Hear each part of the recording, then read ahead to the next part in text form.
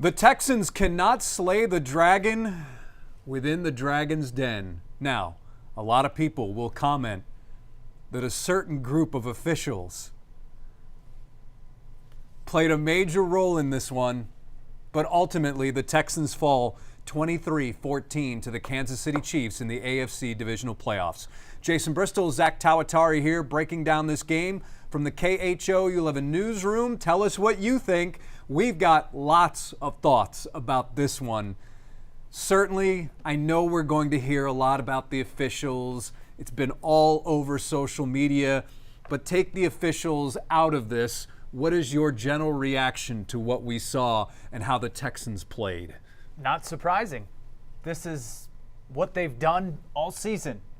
Granted, the Chiefs. Well, both teams. Okay. Because the Texans have been right there with some of the best teams in the NFL, but they've been better at beating themselves than they have those other teams. Yeah. And that's what they did today, and it all came back to the thing that's been the weakness all season, Jason, the offensive line. And not just offensive line, but pass protection as a whole. Right. Because there's a certain tight end on this team who, man, he had issues. Just simple chips couldn't do it. Please leave your comments below. We'll certainly be taking your comments. We also have blank whiteboards here. We need your one word to describe what we saw today. I know what mine is. Oh, really? All right, we'll start writing it, and then maybe it. We'll get some people in here. I look at the stats, and when I see the stats, I think, my goodness, if you had put these on a piece of paper, flipped the paper over, and slid them to D'Amico Ryans on a table and said, "Excuse me, coach, look over these numbers. Tell me whether you'll take them or not, whether you will sign up for this." 336 yards of total offense, 10 of 17 on third down, 149 yards rushing. The Texans would have taken all of that, Zach. They would have taken all of it. It's not just the Texans' overall stats, but the fact that they held the Chiefs to 212 yards of offense. They would have absolutely signed up for that defensively. And to know that the Texans got off 65 plays and the Chiefs only got off 50, you would have thought they won this game by 9. But again, comes down to that execution in those crucial moments. Yep. Taking advantage of what the other team gives you. The Chiefs did that. You can talk about the refs all you want. The Chiefs were able to capitalize on those penalties. I thought time of possession was going to be a major deal in this game because I've always felt that the longer that Texans defense is out on the field, the more issues it's going to have. Texans won the time of possession battle, 33 minutes, 26 seconds Significant. to 26 minutes. To 26 minutes and 34 seconds. Yeah. Penalties were a problem. Now, you could argue, as many of you have been doing on our KHOU 11 Facebook page, about the referees. 8 penalties for 82 yards. The Chiefs were penalized 4 times. Quarterback sacks. Now we're getting to the pass protection. Here we go. 8 sacks. Chiefs sacked 3 times. Okay. One thing I'm going to say about that, that's not all the line's fault. There were a number of times, you and I were talking about it, CJ should have gotten rid of the ball in some shape, form, fashion, whether it was falling down like Patrick Mahomes did and still creating an incomplete forward pass to not take that sack. Those sacks were killers on those drives. They had momentum, and then nothing kills your momentum like a sack. But obviously the line overall just not good enough. I mean, Blake Fisher was getting beat all night tonight. Yeah, and you look at execution and pass protection. We're talking about the third down. Justin Reed blitz right up the middle. That was after the Chiefs had scored on the Kelsey touchdown. And then on 4th and 10, talk about execution. And we've heard the Texans talk about making sure that they get to the line in time and get the play off and be crisp. And they waited, and I don't know if it was a miscommunication on whether we should go for it on 4th down, but that just I don't want to say played into what was about to transpire, but I don't think it helped. Then you've got another sack. Again, Karlaftis with the sack on 4th and 10. You talk about bad execution and talk about it at the worst times right there. The Texans needed to come down and at least put something on the board, and they couldn't do it. And it was just that whole snowball effect. It really was. Speaking of execution, I mean, what happened with the special teams today? I mean... Well, I posted on X that when you shove Frank Ross, the football gods look down upon that. That's a good point. That's a good point. Very well could have been that. Chris Boyd. I mean, that's just so out of line. So out of line. Making contact after a unsportsmanlike penalty where he tossed his helmet 20 yards from the sideline as a celebration for making a play. Not only did that, but basically took himself out of the play because he was too busy celebrating, and yet the ball is still on the ground. We've seen Chris Boyd make a number of mental mistakes this season. That was not ideal, and then certainly it's the heat of the moment and things like that happen on the sidelines, but that was not a good look. Not a good look at all. You can't push. You can't push anybody on your team. No. Better yet, the opposing team. Yeah. I mean, the opposing team. Better yet, your team. All right, let's look here. All right, here we go. Talking about the officiating. Connie says there should be a flopping penalty. Larry says talk about biased refs. Jennifer, refs were bad as well. Noah says between the sacks and the referees, and Kaimi Fairbairn, you can't get a win. We need more weapons and a new kicker. They definitely need more weapons. They need more weapons. There's no question about that. I mean, the way that he missed today, Kaimi, it just makes me think something was off. Well, yeah, that too. Maybe the conditions timing, were something. I think it was the weird. conditions. I think it was the conditions and the wind. And right. I think that sometimes as a kicker, you want to, because when they go up there, the wind is one of the first things they think about, and they think, okay, I got to hit this ball this way because the wind's going to take it that way. I don't know if that played a role in every one of his kicks, but and we were told by a viewer that the wind blows the opposite way of the flags on the field. Someone from Kansas City called our station and wanted to let us know about the wind conditions at Arrowhead Stadium. I don't know if that's a swirling wind. Is it like in golf, next to the hole, it's different than the tee box? I don't know, but maybe that played into Kaimi Fairbairn's inability to convert those field goals and that extra point. Jim says we should have punted it in the first half and pinned them back instead of trying that field goal and right before the 2-minute warning. Why are they rushing up to the line with 3 seconds left? Take your time, call a good play. Is that D'Amico or Bobby not calling a timeout? Well, ultimately, I think it comes down to the head coach. It does. It definitely comes down to D'Amico. In their defense, if you can get the extra play in and then have the 2-minute warning, it acts as a timeout. It acts as another timeout. So if you execute it, it looks great. If you don't, then yes, it appears that you should have taken more time in that kind of situation. So that could go either way. Yeah, I'm guessing, having covered this team and covered football for a while, same with you, I'm guessing was some sort of conversation over the headsets between Bobby and D'Amico about what are we going to do, what play are we going to run, blah, blah, blah, blah, blah. And I think that may have likely played a role in that clock winding down, and then the Texans basically rushing to snap the ball with under 10 seconds to go on the play clock. Yeah, and they have not done well in those situations this year. The couple times we've seen them rushed getting up to the line, I mean, obviously your chances of executing go down when that happens no matter what, but especially this team, they're still young in some of those areas, including at head coach and quarterback, and that's not a knock, that's just the truth. Yeah, and I think with CJ and because CJ considers himself, and I think many would agree, CJ considers himself to be an elite passer.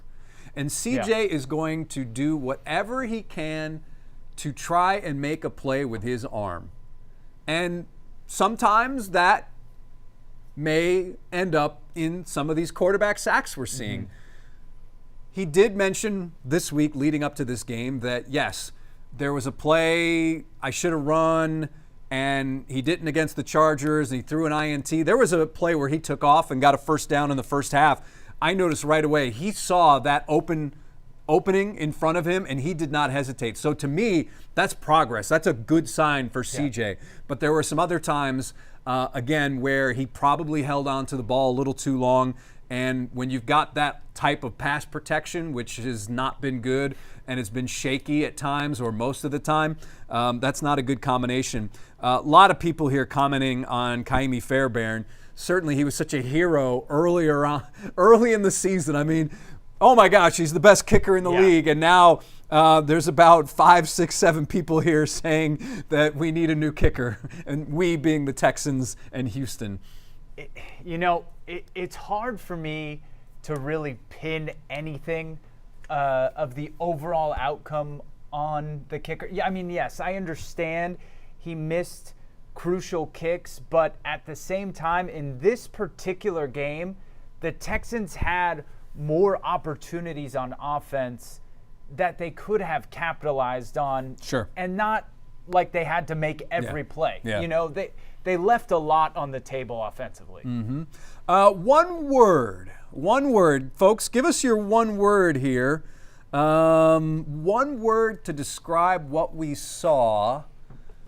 You have yours. You've got nothing, Jason. I've got nothing right now. So go ahead and tell me why. All right. This is my word. Fitting. This is who the Texans have been all season long. When you get a bad grade on a final, right?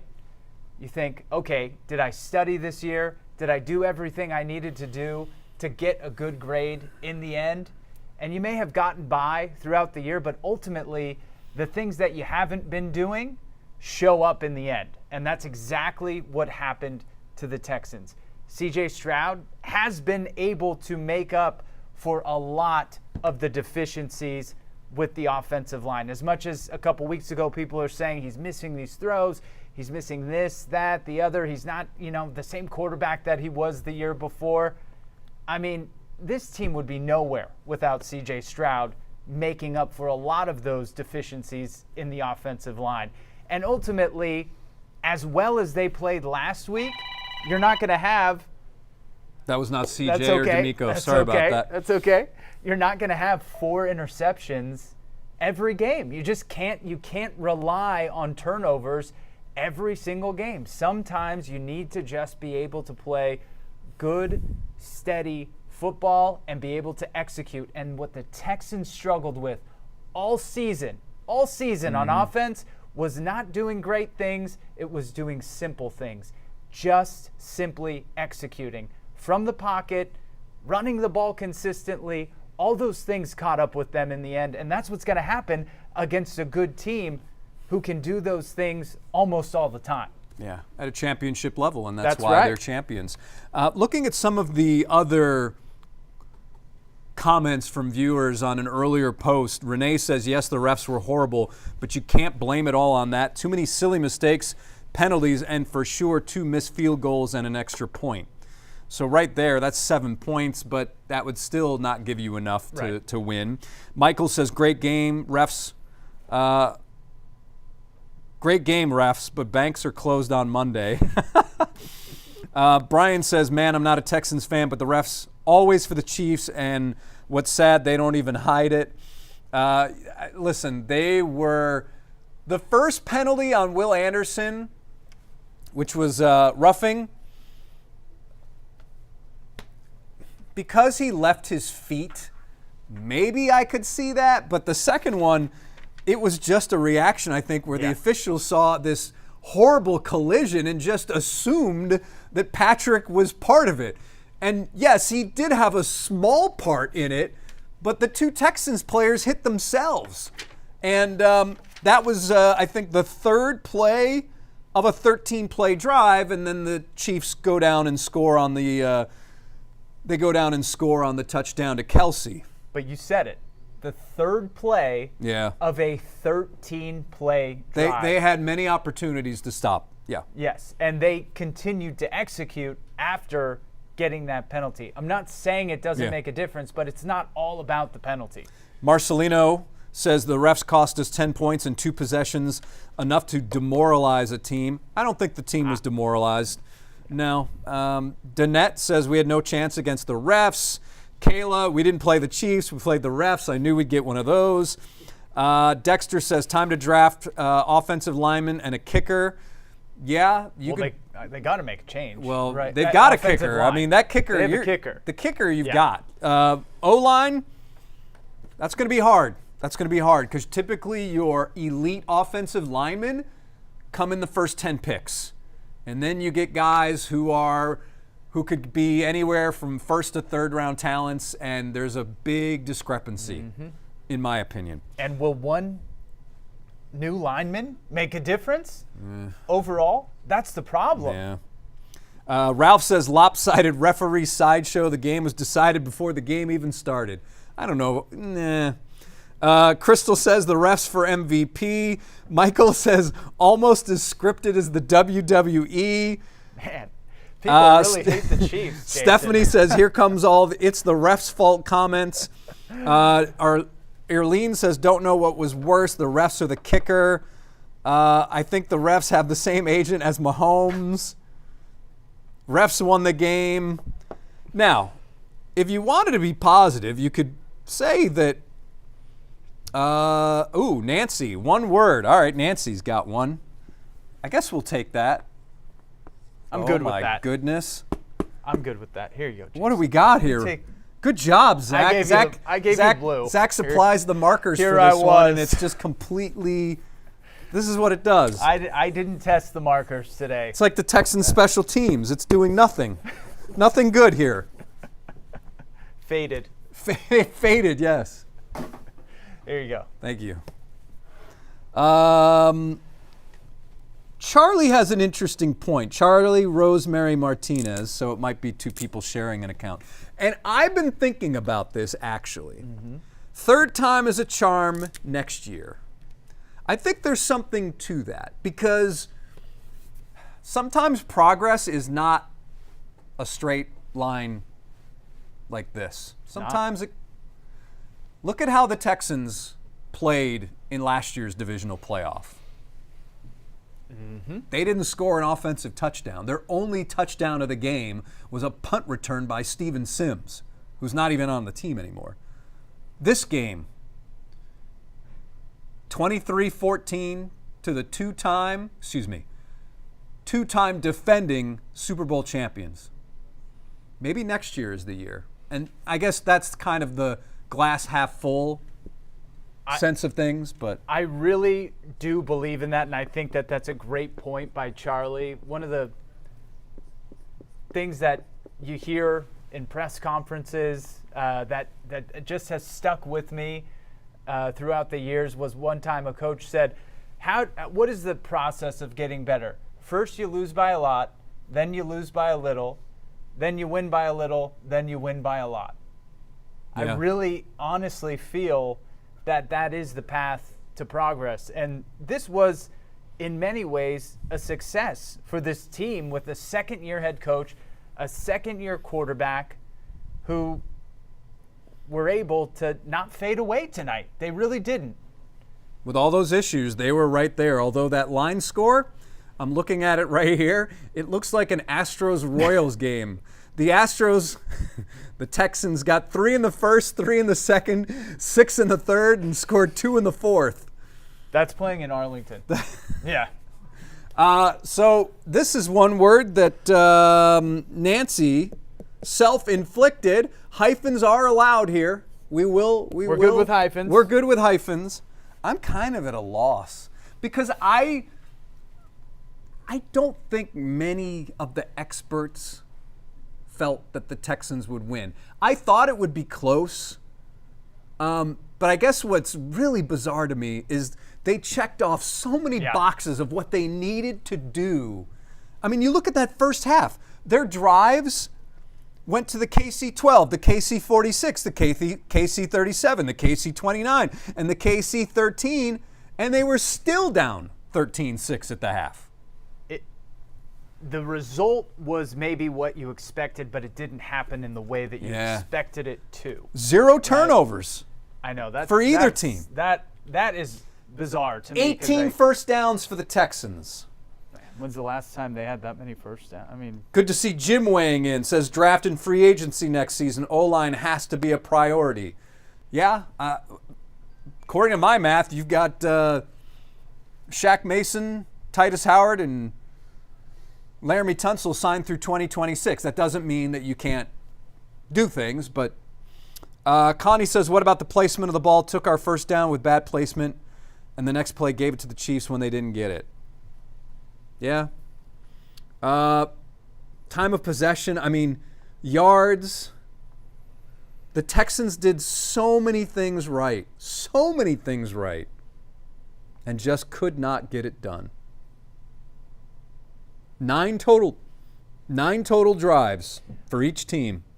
One thing that, proves Kansas City has that championship DNA, though, is the fact that they are able to win in so many different ways. Yeah. I don't know that we've quite seen them win in the exact same way at any point this season. I know everybody's going to say, they won because of the refs every time, but I think a lot of it's just because they're on television so much. Oh, absolutely. I mean, people said the same thing about the Patriots for years and years and years when they were winning. I'm not saying that there isn't any validity to it, but sometimes I think perhaps some calls. Our perception is skewed a bit because we see them on television every single game. Yeah, I would agree with that. I would definitely agree with that. I want to know what people think about next season. Yeah.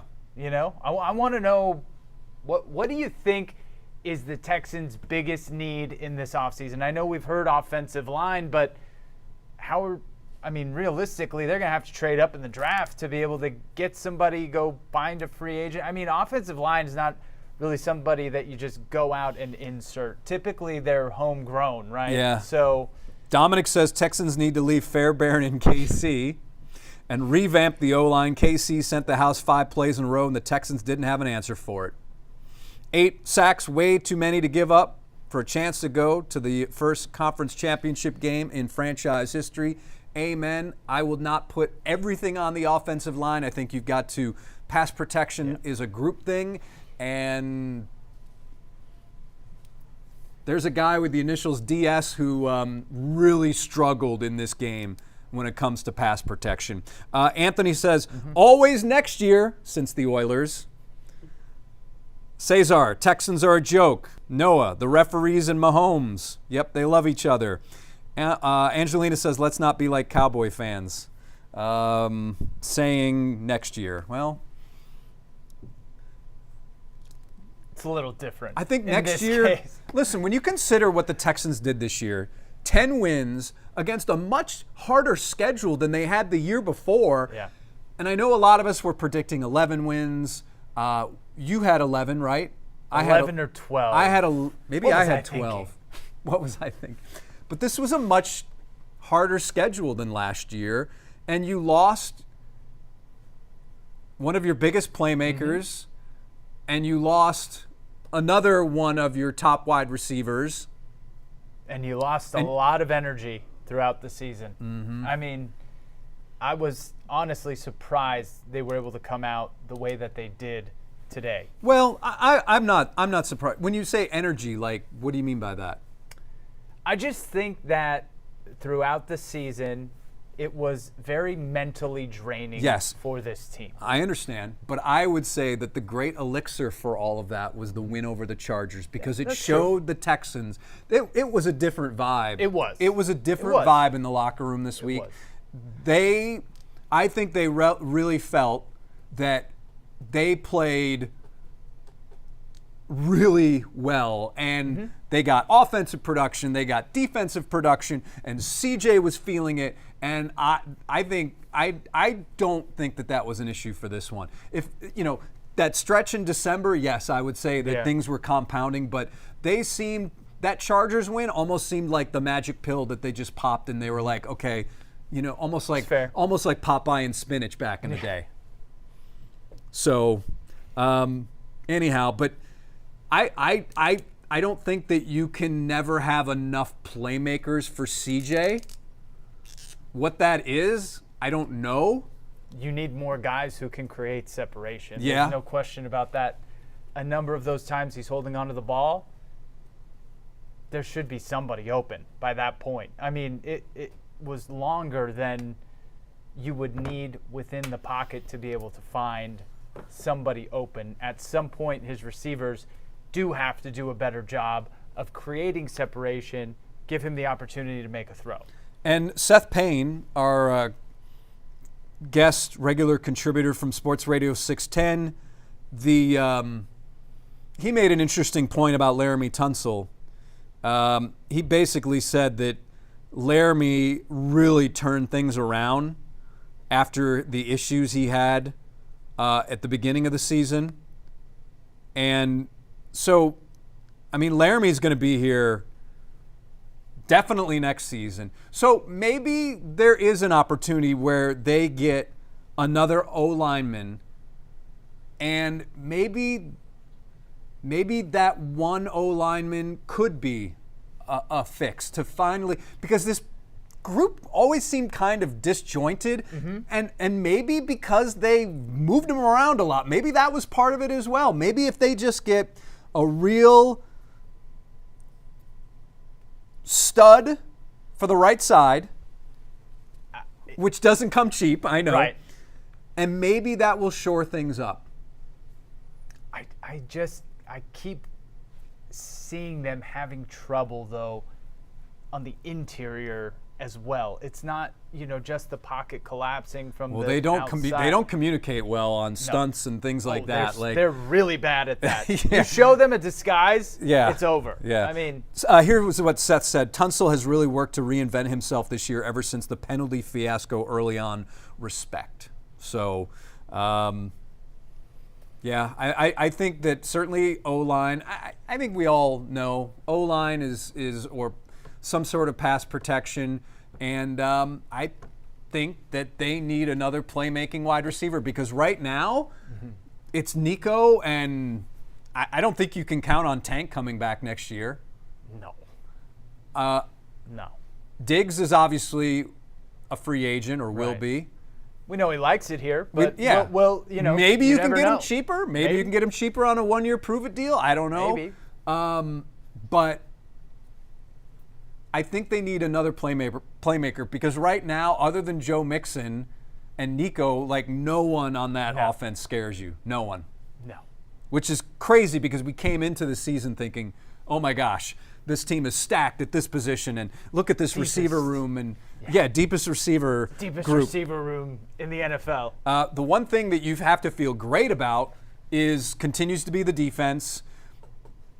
With a Pro Bowl corner and Kamar Lassiter, you may have the best corners, 1-2 corners in football. Yeah. And Kalen Bullock. Yeah. He wasn't able to make that tackle on Kelsey today, but he's played very well. Listen, he exceeded everyone's expectations, I would say. Jalen Petrie has been up and down, was playing really well this year because they seem to finally have a good role for him. Yeah. Obviously, the two bookends are really good. The interior on the line as well has been really solid. They've been very good. I mean, this was a championship caliber defense, and I would say that this may be the best defense the Chiefs face the entire postseason. I think so. All right. I think so. All right, everybody. Well, it didn't end the way Texans fans wanted it to end, but that doesn't mean that we will stop talking about the Texans. No, never. Tomorrow night on Sports Extra. Scheduled time, 10:30. It'll probably be later than that. We will break down everything, what we saw and what's ahead, with Zack Tawatari, Seth Payne, and Paul Gallant from ESPN 97.5 will be joining us as well. So once again, I want to thank everybody this year. I know you did a number of these. Thank you so much for all of your comments and words and one words. It's really been great to interact with such knowledgeable football fans. We really enjoy it, and it makes it fun for us as well. So again, kudos to everybody. Anything you want to add? Yes, a big thank you. And I'll be waiting for all of your words at the next preseason game later this year. Yeah. In 2025, but later this year. I can't come up with a word for this game. Jason is stumped. Because in some ways I think some progress was made today. But I was also not expecting a Texans win, although I did have this thing in my head saying 1917 Texans, 1917 Texans. If they can win the possession battle, and they did, and if they don't turn the ball over, and they did all those things. So I'll go with this one. Nah, that's not. I was going to say surprising, but it's not a surprise. Not predictable either. I don't think it was predictable, although Zach says fitting. But anyhow, your final, Kansas City 23, Houston Texans 14. The Chiefs now advance to their 7th straight AFC title game. For Zack Tawatari, Jason Bristol, Randy Klein over there, as always, thanks for joining us. And we are now signing off here from the KHOU 11 newsroom. Once again, Texans lose. Thanks for joining us this season, and we look forward to talking to you again next season.